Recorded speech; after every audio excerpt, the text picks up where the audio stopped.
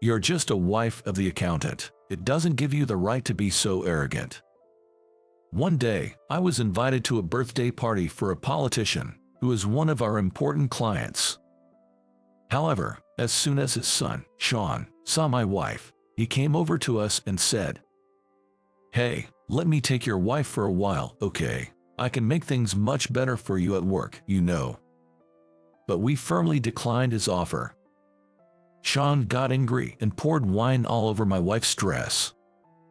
Her beautiful beige dress was stained with the color of red wine. No matter if you are the son of a congressman, there are things that are acceptable and things that are not. I would like you to apologize to my wife. I demanded an apology in a calm manner, but Sean just laughed it off. I'm not just the son of a congressman, you know. I have the mafia backing me up, so I can do whatever I want and get away with it. I'm invincible," he said with a triumphant laugh, to which I responded with a thin smile. "Oh really? Which organization are you talking about? Bring them here, please." The mafia he was talking about are actually: my name is Rick, 33 years old, and I'm supposed to be an accountant. I say supposed to be because there's a bit of a story behind it. My father was a strict man, and from a young age, I was drilled in studies, martial arts, manners, and various other things. I studied abroad for university and stayed overseas until I graduated from graduate school. After returning to my country, I opened an accounting firm. It's a small office, but we have many clients, including politicians, and it can be said that we are thriving. Soon after opening the accounting office, I got married. The woman who became my wife is named Gabriella. As the name suggests, she is beautiful just by being there. I met Gabriella while studying abroad, and I remember being so struck by her beauty the first time I saw her that I was breathless. She was slender, glamorous, and elegant, and I thought I had never seen such a beautiful person before. I might say this about myself, but I have a very ordinary appearance. Average build, not handsome but not ugly either. No particularly notable features. But I also consider that to be my weapon. In my line of work, it's better to not stand out unless necessary. That's what I think. But when I met Gabriella, I sincerely wished I had the outstanding looks of a Hollywood actor. And now, I'm married to Gabriella and living a happy life. Life is indeed a mysterious thing. We've been married for 7 years now. We don't have any children yet, but we live in harmony. One time, we were invited to a party by one of our clients, who is a politician. It wasn't one of those fundraising parties that are often talked about, but a birthday party for the politician. It was supposed to be a very private gathering, but being a politician, it turned out to be quite a grand affair. I wore a designer suit, and Gabriella wore a dress to the venue. While I in my suit might have gone unnoticed, I could tell from the moment Gabriella stepped out of the car that she was drawing looks from everyone around. And no wonder. After all, she is my pride and joy. I had a proud gleam behind my silver-rimmed glasses. Today, Gabriella is wearing a beige dress that isn't too flashy. It's a choice that won't stand out too much but can still liven up the atmosphere, as she isn't the main character of the event. The dress itself is a strapless, bare-shoulder style. This skirt length extends to below the knees. To match the beige of the dress, she's wearing heels with a simple design that aren't too high. This might seem too plain, but she's layered it with a fluffy chiffon fabric short top. I'm explaining this in such detail, but it's all coming from Gabriella.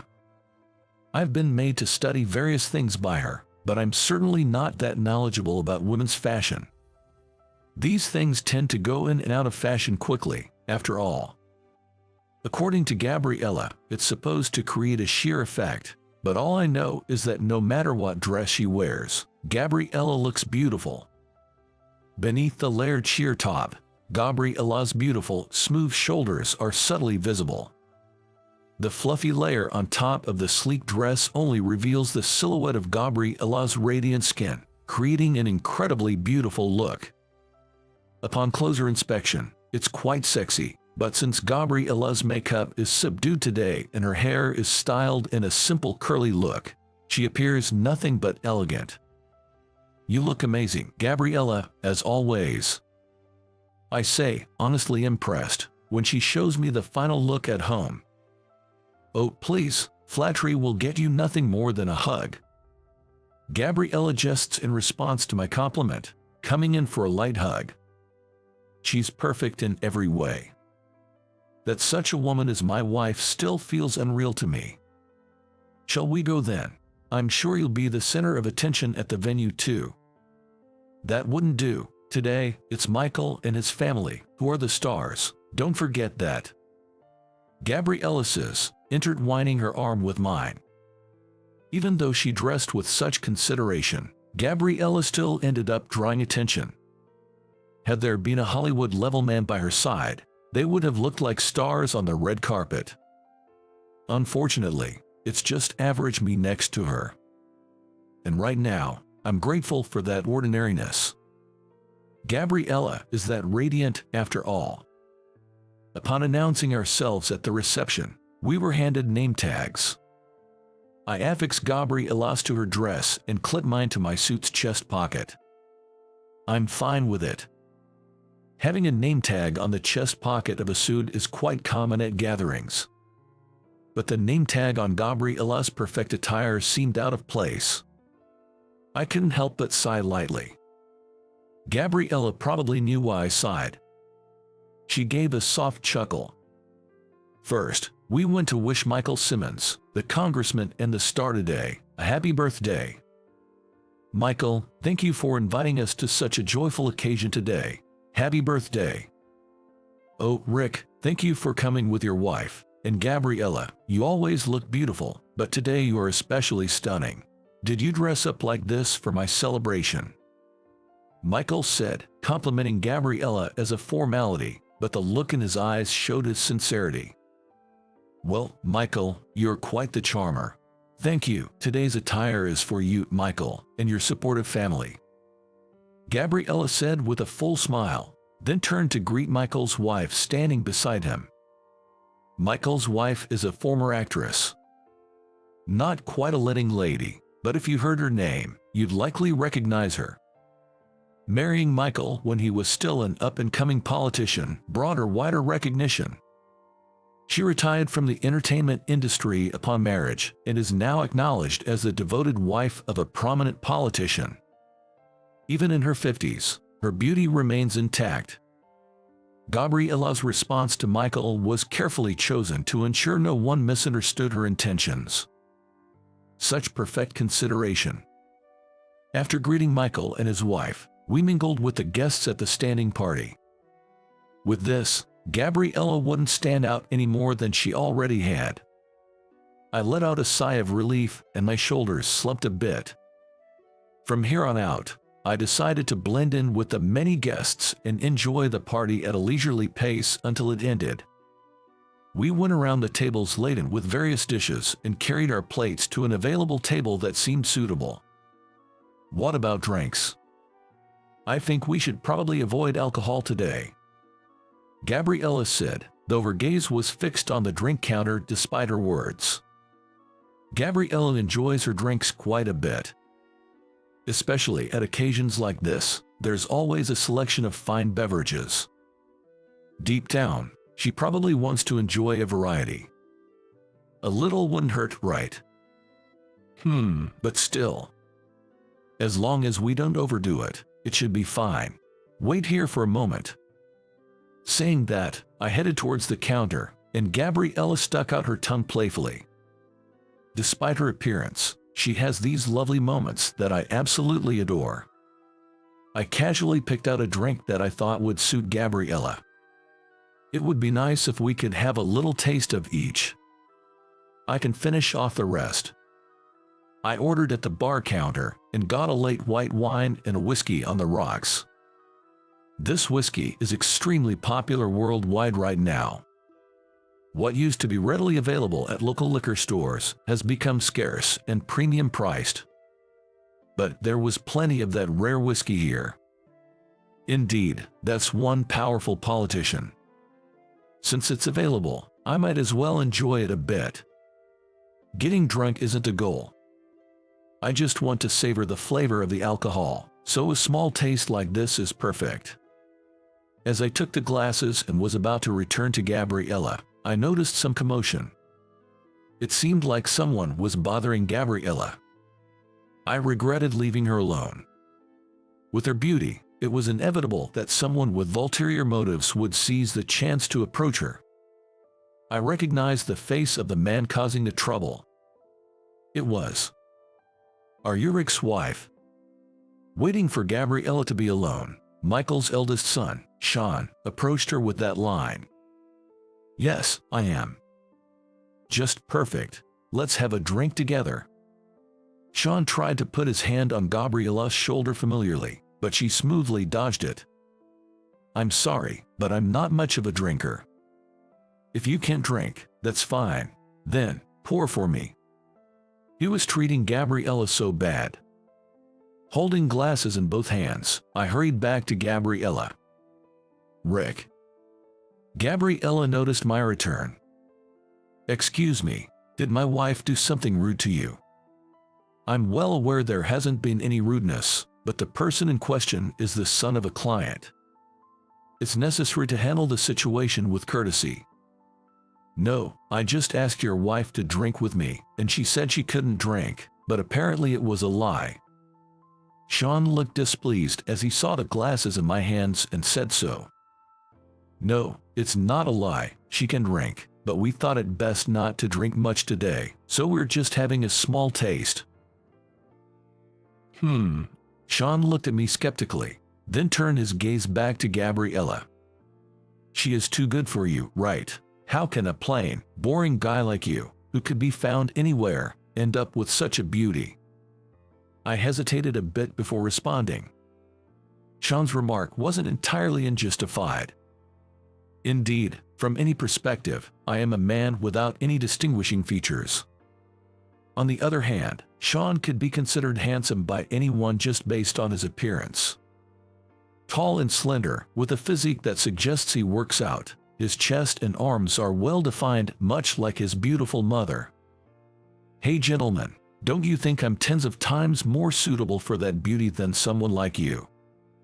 Yes, based on looks alone, Sean might be more suitable for Gabriella than me.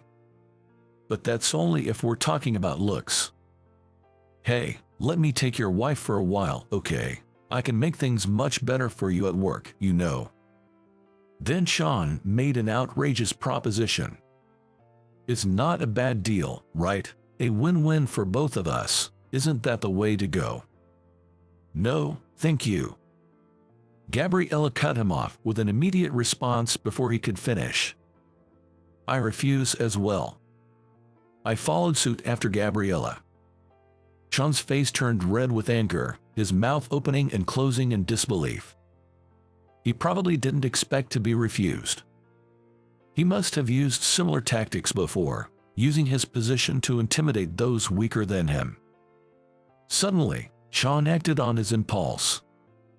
"You're just a wife of the accountant. It doesn't give you the right to be so arrogant." With that, he poured wine all over Gabriella's dress.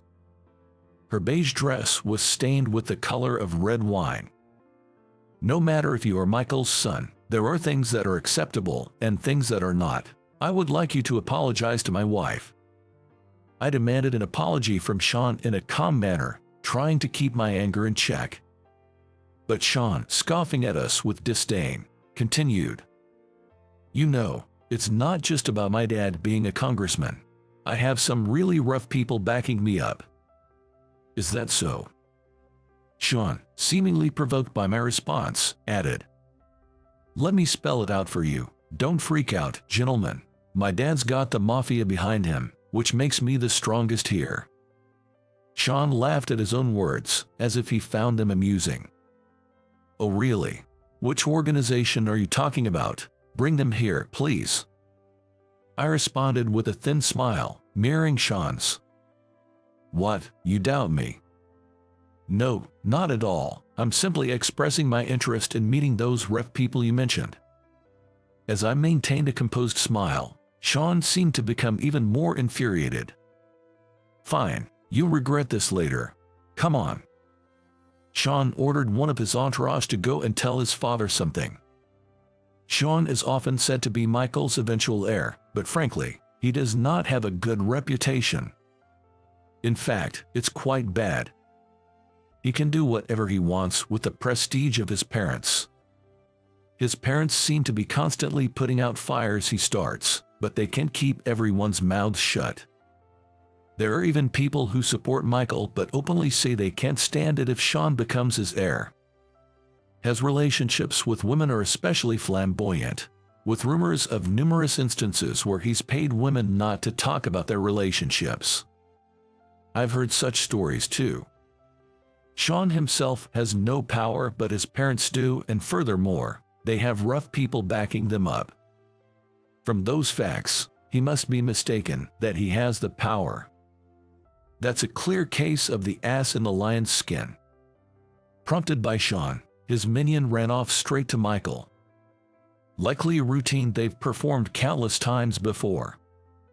It was a rather impressive display of teamwork. As I was pondering this, Gabriella swiftly took the 2 glasses from my hand and poured the white wine generously over the red wine stain on her dress. Sean was visibly shocked by this unexpected move. Did you know you can dilute a red wine stain with white wine? Gabriella said, and then she took a swig of the whiskey on the rocks. Delicious. This is a top-grade whiskey, increasingly rare to come across these days. Michael really knows his stuff. Gabriella, with only the ice remaining in her glass, raised it in a toast, smiling beautifully at Sean. Sean couldn't utter a single word, frozen in place like a statue. Sean probably thought that we, as a couple, would be terrified and immobilized by his words, but Gabriella's behavior took him by surprise. He likely couldn't comprehend what was happening. It seems the whiskey's hitting me a bit. It's getting warm. Excuse me for a moment. Gabriella said, handing me the glass before starting to remove her wine-stained jacket. Her shimmering shoulders were then revealed. Sean was captivated by her radiant, pure white skin. But on that pristine skin, something began to emerge. What's that? Gradually, the contours took on color, and soon a stunning crimson rose appeared on Gabriella's right shoulder. Raised carvings. This technique is known as raised tattoo. Commonly referred to as tattoos or ink. Those in the know prefer the term carvings. Gabriella's body bore these carvings from her right shoulder across her back and down to her left inner thigh, all adorned with crimson roses. Even Sean seemed to faintly realize that a woman with such tattoos was no ordinary person. His complexion turned pale. Gabriella, with a smile reminiscent of a celestial being, slightly lifted the hem of her suit to flash the rose on her left thigh at Sean. There was no need to give such a show to someone like him, though. That's what I thought, but the brief glimpse had a profound effect, turning Sean's already pale face completely white. By then, Michael, having been informed of the situation, rushed over to us. Rick, I heard my son has caused some trouble. Michael was drenched in sweat. Likely, half of it was cold sweat. Sean, what have you done? Well. Sean trembled under Michael's stern gaze. He had likely been indulged as the heir, getting away with anything up until now. This was probably the first time he had seen his father in such a state. Michael, it's nothing serious. The young master just accidentally spilled some wine, that's all. Gabriella said with a smile. Yes, it's nothing significant, just a minor mishap, like from a child.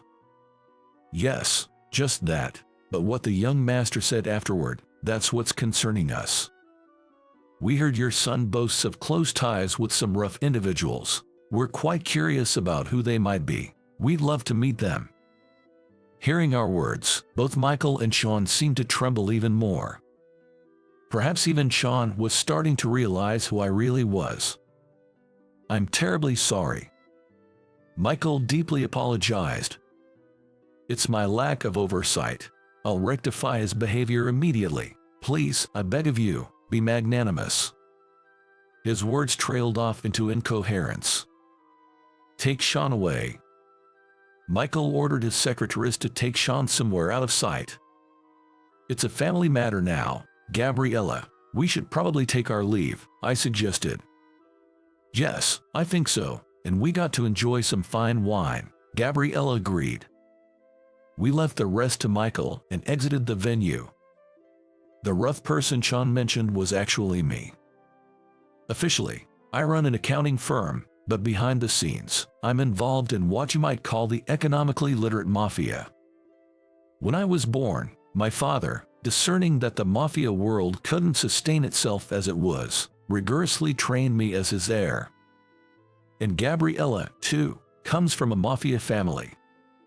Her father was a mafia member from the good old days but seemed to have realized that they couldn't continue that way. Both our fathers bet on our marriage for survival, marrying their children to each other.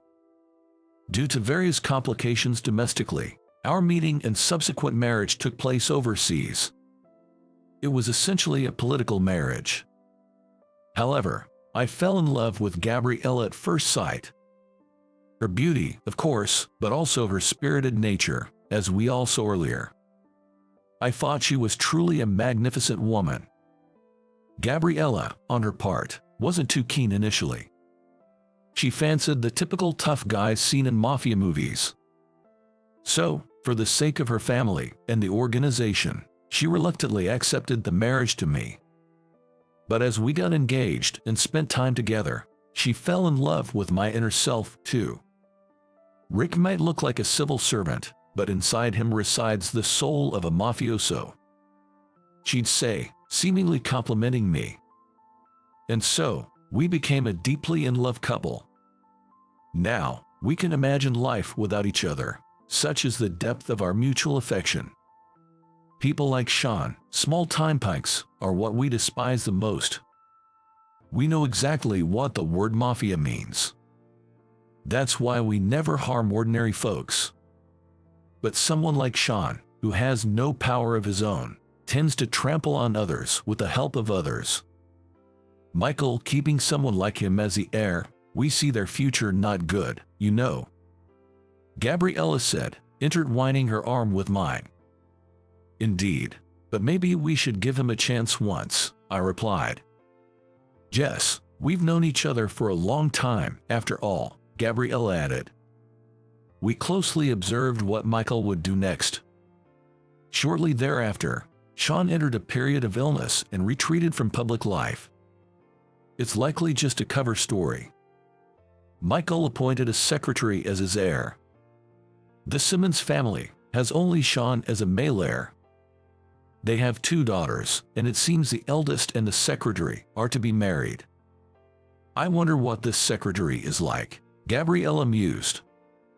He's quite an impressive individual. There had been talk that he would make a good heir for a while now, I informed her. Then the only issue is whether the eldest daughter can come to love him. Gabriella pondered, her expression turning slightly sympathetic as if recalling her own experiences. I'm lucky to have married someone I love so dearly, but I would have felt sorry if that weren't the case, she reflected. I feel the same. I'm happy because it's Gabriella, but who knows how things would have turned out otherwise. I confessed, speaking my truth. Even if Gabriella hadn't been my partner, I would have married for the sake of my family and organization and would have taken care of my wife. But whether I would have felt this happy is another question. Right, and even if the person was wonderful, if the chemistry wasn't there, it just wouldn't work, Gabriella added. Indeed, I agreed. May those 2 cherish each other and find lasting happiness, Gabriella expressed her hope for the secretary and the eldest daughter. We wished for the happiness of the new heir couple of the Simmons family and for the further prosperity of the Simmons family. It's because these wishes are connected to the deep ties of our organization and to our own bright future. Gabriella, we also need an heir, I mentioned. At that, Gabriella blushed like the wine that day and gently rested her head on my shoulder. I can't stand the thought of having to associate with someone as lowly as you any longer. Please cut ties with my husband. I was invited to my best friend's wedding and, due to work commitments, arrived a bit late. When the staff guided me to my table, I was shocked to see what was placed there. What in the world is this? There was a framed photograph of me, as if it were my obituary. Then, a woman approached me, laughing, and said, "I was so worried that all the effort we put into the surprise would go to waste since you were taking so long to show up. Ha ha ha, sorry, but I just can't see myself continuing a relationship with someone as lowly as you. Please cut ties with my husband and head back home." So, you're saying it's okay if I fire your husband then? Huh? My name is Michael Parker. I'm a rather unremarkable 28-year-old bachelor working at a small to medium-sized company in New York. Although it's a small company, we have carved out a niche in an industry that other companies have yet to penetrate, often referred to as a niche or gap industry. Despite its size, our company has garnered attention for its unique development capabilities. In the past, we were even featured in a renowned magazine's top 80 promising companies with growth potential list. It's fair to consider it a desirable company for the younger generation looking to join. I moved to New York when I was 16. I had enrolled in a local high school just like everyone else. I was spending enjoyable days with my friends, but due to certain circumstances, I had to drop out. Unable to graduate from high school, I was labeled a dropout and consequently chased away from my family home. Losing my family home and unable to find a job locally, I decided to move to New York, where there seemed to be a variety of job opportunities. Initially, I thought to rely on my uncle, who worked at the headquarters of a major corporation. However, the moment he saw me, his expression twisted, clearly indicating his annoyance at my arrival. Perhaps he was embarrassed to introduce a high school dropout like me to his boss. Feeling unwelcome and hesitant to impose, I decided against relying on my uncle and started thoroughly searching for job magazines for any available positions. Jobs that high school dropouts are accepted. I also sought out places that offered accommodation or a dormitory. Immediate start positions were particularly appealing. After searching with those criteria, I applied for a newspaper delivery job that matched and moved into the dormitory right away. The job involved various tasks like unloading goods, inserting flyers, and delivering and collecting payments for newspapers in the morning and evening. It was a demanding job that started early and didn't allow for days off even in bad weather. However, once I got used to the work rhythm, it wasn't too tough. I had free time, and as long as I didn't indulge in luxuries, I could earn enough to live comfortably. For me, it was a perfectly satisfactory life. Each newspaper delivery person was assigned a specific area. The area I was responsible for included schools, factories, and businesses. It was somewhat akin to an industrial zone. Among them was a company engaged in a field I had always been interested in. Despite its worn appearance, the company was still active, and when I went to collect payments each month, I was greeted by President Thompson, who seemed like he might have retired. "Hello, I'm here for this month's collection." "Oh, Michael, welcome." As I entered the company in a casual manner, President Thompson would always greet me with a smile and make tea. Served with tea and sweets as if it were a small token for the collection, I had made it a habit to chat and pass the time here.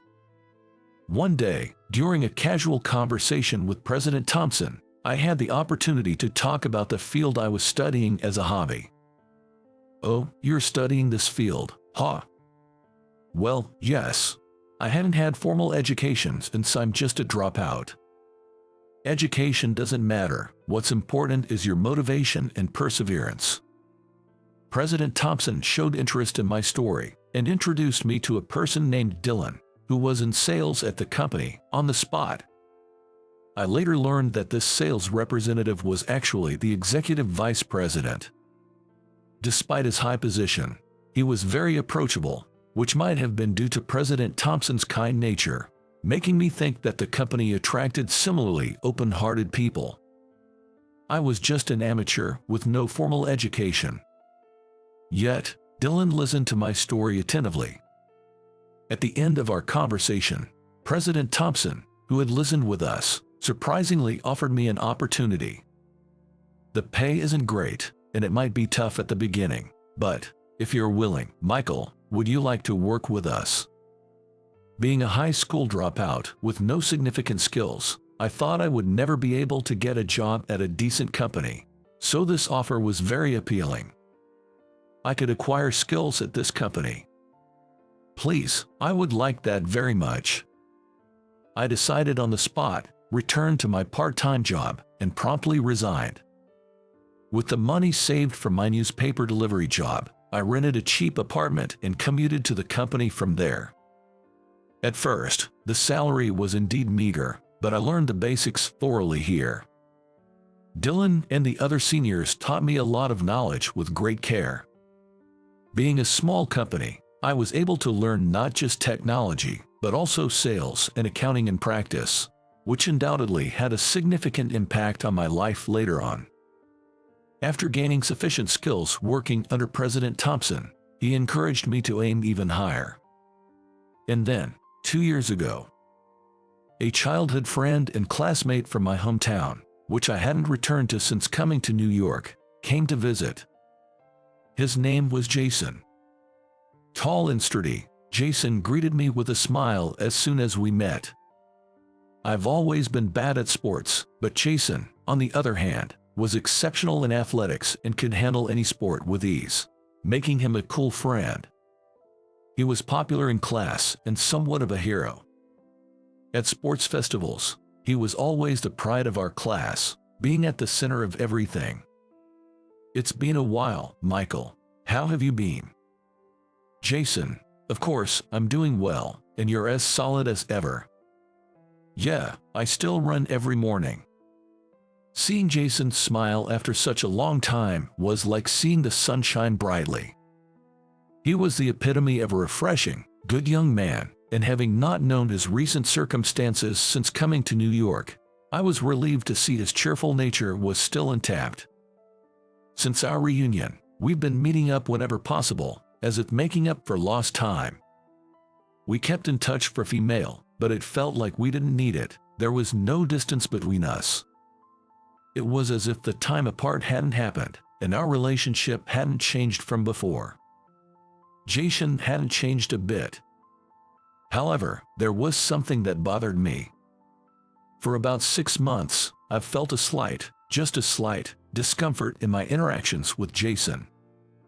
I knew the reason. It was the hostility towards me from a woman Jason had started dating. Her name was Emily. She was flashy, with trendy makeup. I've only met her a few times, but I didn't have a good impression of her from the start. Her appearance, well, I thought she was Jason's type, so I didn't really think much of it. But Emily, who was smiling when introduced, showed her true colors as soon as Jason left the table. The moment Jason was out of sight, her expression vanished and she looked down on me with cold eyes, as if she was looking at an insect. You're a high school dropout, right? You look the part. What? Huh? You're clearly an uneducated fool. Her attitude was so different that I was taken aback, thinking I had misheard her. Jason and I both graduated from college, you know. We got our degrees from regular admissions. The difference in our achievements is clear. Aren't you ashamed to be a dropout? How can you even claim to be Jason's friend? If it were me, I'd be too embarrassed to keep in touch. Do you think you're on the same level as us? It seemed that Emily took pride in being a college graduate, just like Jason. She seemed to be particularly bothered by the fact that I, a high school dropout, was close friends with Jason. Ever since that first meeting, whenever I encountered her with Jason, she behaved the same way. When Jason wasn't looking, she would click her tongue or ignore me, openly displaying childish hostility. Ack, I hate this. Hanging out with such a low-life idiot might make us dumb too. High school dropouts are really stupid, aren't they? I'm trying to be polite and indirect, but you just don't get it. When I show up, you should have the sense to leave. I had my own thoughts about the situation, but Jason seemed to care a lot about her. Perhaps she was a wonderful girlfriend in front of Jason. I decided it was best not to get involved more than necessary and ignored her behavior. Even though I was worried about Jason continuing to date her, it seemed he had decided to marry Emily. I received the wedding invitation directly from Jason. Congratulations. I managed to offer my congratulations, but I'm not sure I was able to smile. My face might have even been twisted. Still, not wanting to dampen Jason's happiness, I decided not to say anything about Emily. After all, her issue was with me alone. I wanted to believe she truly loved Jason. It's possible that my interactions with Jason might decrease in the future. While the thought made me feel lonely, I consoled myself that it would be the same no matter who he married. On the day of Jason's wedding, I was delayed due to a sudden work commitment. I rushed to the venue, but it appeared the reception had already started. You are here for the ceremony, right? Please allow me to guide you to your seat. This way. As I reached the table I was directed to and was about to sit down, I intended to thank the staff member who had pulled out the chair for me. I followed the gaze of the staff member who had let out a stifled sound, wondering what had happened. Oh, this is... I understood why the staff member had frozen, but I was at a loss for what to do next. On the chair, pulled out from under the table, was something inconceivable. It was a photo of me, framed in black. Everyone who saw it was taken aback by the bizarre sight of what seemed to be a living person's memorial photo placed at a celebratory table. While the staff member were trying to figure out what to do about the situation, a cheerful laugh echoed, "Hee-haw." Oh, I can finally say it. The voice belonged to Emily, one of the day's main figures, the bride. Inviting an idiot dropout like you was a mistake from the start. I was so worried that my special surprise would go to waste because you were taking so long to show up. Hee-haw. With the joy of a child who had successfully pulled off a prank, all eyes in the room turned to Emily.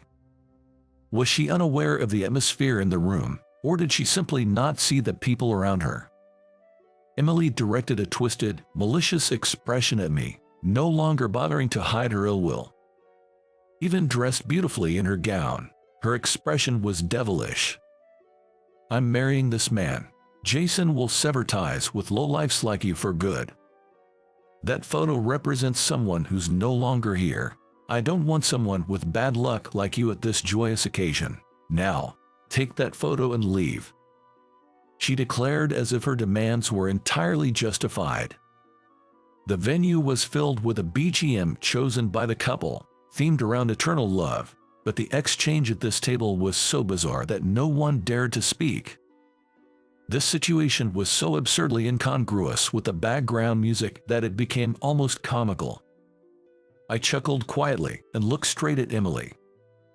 Cut ties, you say? Yes. Don't make me say it again. So, you're saying it's okay to fire Jason, then? I shrugged at this. What are you talking about? Emily. Jason forcefully pulled Emily's arm, which he had begun to raise. He must have been dumbfounded by Emily's sudden and outrageous actions until now. Ouch, that hurts. Emily screamed, but Jason, who had turned pale, didn't seem to care. Why would you do something like this? It was clear he was deeply shaken as he grabbed Emily's shoulders and shook her vigorously.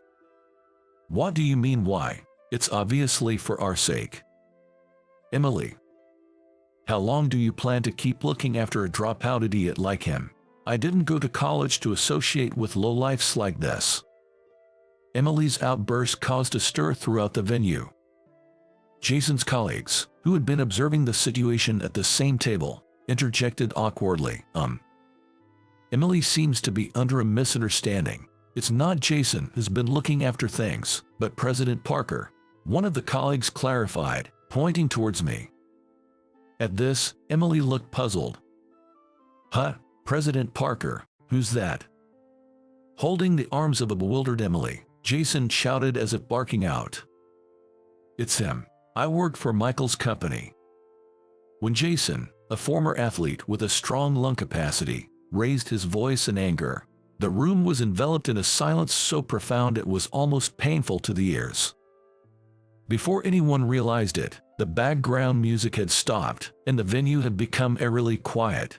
Emily blinked several times, slowly coming to understand that this was no joke. Despite momentarily turning pale, she did not let her suspicious gaze towards me waver. "This man is a president, but he's a dropout. I don't know what he did, but he must have started his company with money won from horse racing or, the lottery, and then he just set up the company and leaves all the brain work to people like Jason, who are college graduates. How terrible," she ranted. She was determined to say whatever she wanted without holding back. Even Jason was subjected to harsh criticism from those around him due to Emily's ignorant remarks. "Enough, just be quiet." Jason gritted his teeth and shouted to silence Emily, then turned back to me and apologized deeply. "I'm really sorry, despite taking time out of your busy schedule to come here, to be greeted with such terrible treatment. Even though I was unaware, I don't know how to begin to apologize." "What? Why are you apologizing to such a lowlife?" "I'm truly sorry." Jason choked on his words as he spoke. "That's right, it's all your fault," a figure shouted as they rushed over. It was Jason's father, Frank, coming from the family seats, a face I remembered fondly. Frank struck Jason on the head with a knuckle punch. "Do you think you can get away with just that?" Frank, raising his voice as if forgetting this was a wedding venue, apologized to me on the spot. In a panic, Jason shrank his large frame and apologized next to Frank in the same manner. "Young master, despite the countless times you've extended a helping hand to my unworthy son, to end up with this mess. As a parent, I am truly ashamed and sorry beyond words. Please accept my deepest apologies." With that, he broke down crying. Those unaware of the situation were puzzled by the sudden apologies from the groom and his father. The venue staff gathered around, unsure of what to do, just watching the situation unfold, while Emily stood there, dumbfounded. "Please, I'm too old to be called young master, Frank. I insist. Besides, I'm not in that position anymore." Despite my urging, Frank stubbornly refused to stop apologizing. "Jason is what he is today thanks to you, young master. It's because you protected Jason that he could continue playing baseball for college. Despite the sacrifice of not graduating high school yourself, you persevered and started your own company. And when Jason could no longer work in a big company, you kindly took him into your own." No one could interrupt Frank's tearful speech. This fool, Jason, has lived because of the help from the young master, and to betray that in such a way. Next to the sobbing Frank, Jason was also crying silently, his body shaking. Frank wiped away his tears with his sleeve. "Young master, I'll disown Jason for bringing such an unworthy woman into our family. Please, this time, give up on Jason for good." Frank was firm in his decision, a man of strong principles. Frank was the gardener in my family home.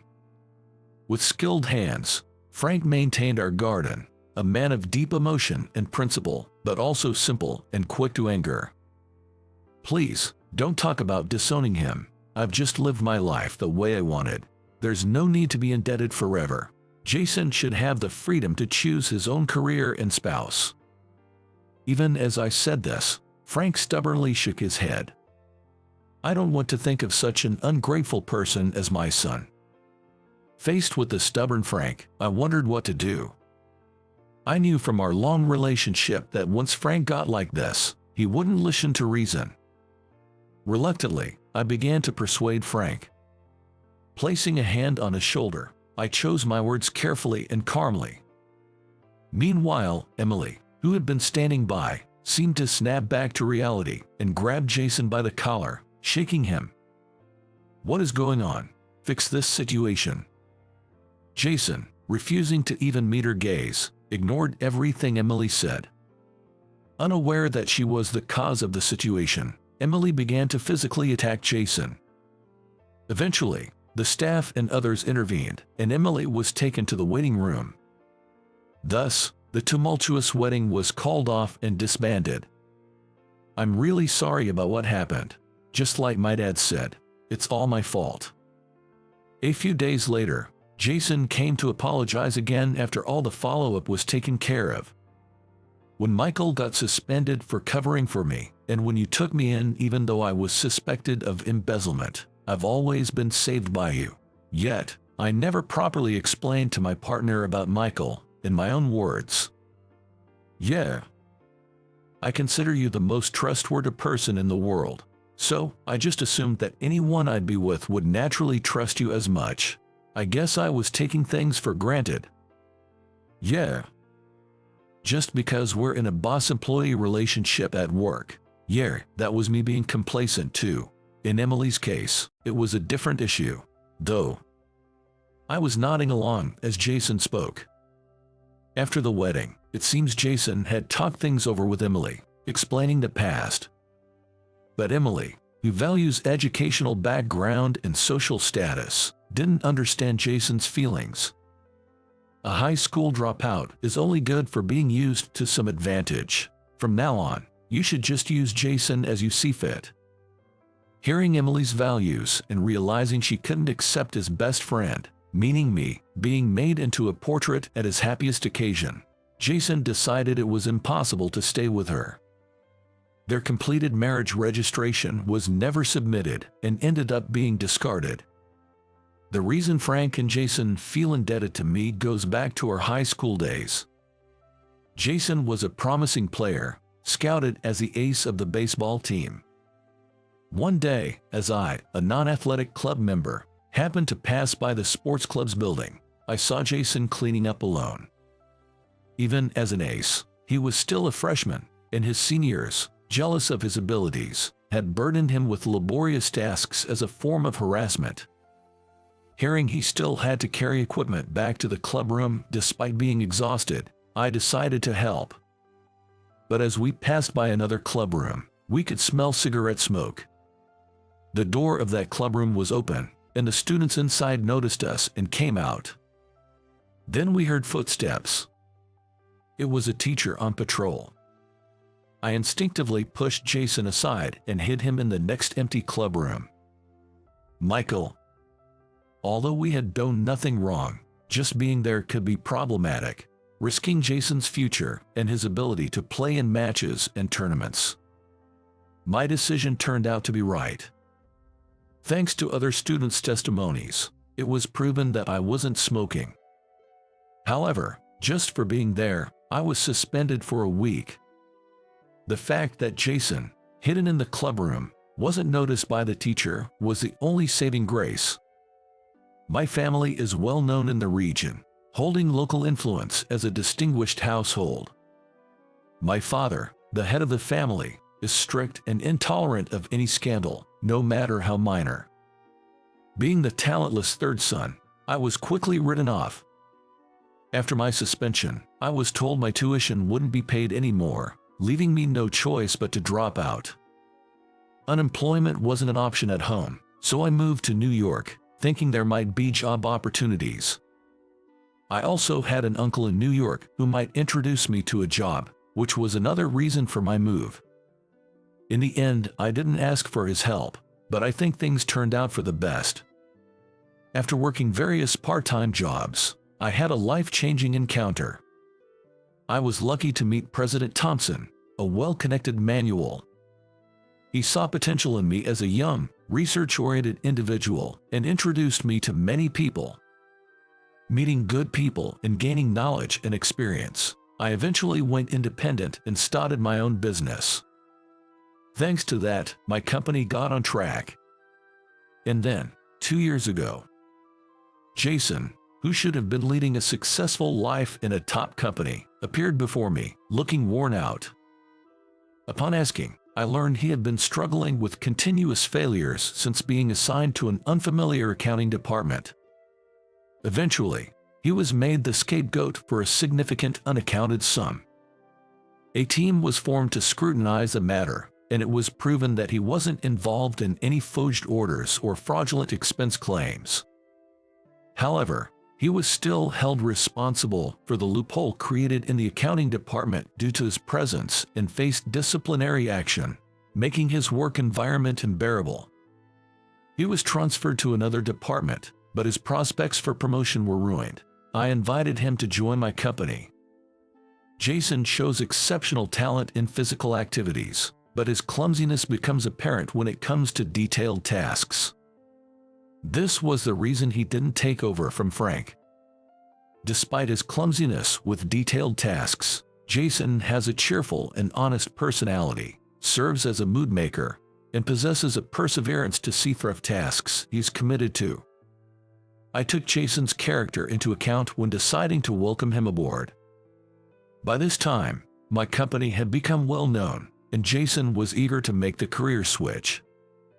I don't recall ever providing life-changing assistance, but Frank, being old-fashioned, was troubled that his son's downfall was linked to the son of the household he worked for. Trying to stop him from confronting the school about it has now become a fond memory. It was the same on the day I left for New York. Jason came to see me off, continuously apologizing, so I told him, "If you feel you owe me, then keep playing baseball and do your best. Don't get injured. Stay healthy." Jason tearfully nodded in agreement, and true to his promise, he continued playing baseball without major injuries until college. Jason's and my lives are intertwined. But the bond, like that of brothers, remains strong despite the distance, and it's not just Jason who has benefited, as Frank suggests. Given my estranged status from my family, Jason is like the only family I have. Moreover, since Jason joined our company, his influence has made the sales department more vibrant and united. Correspondingly, our performance has been gradually improving. When Jason was feeling down, I made it a point to talk about his strengths and how much I rely on him. Being straightforward, like father like son, he finally smiled broadly and nodded when I said, "Let's continue working together."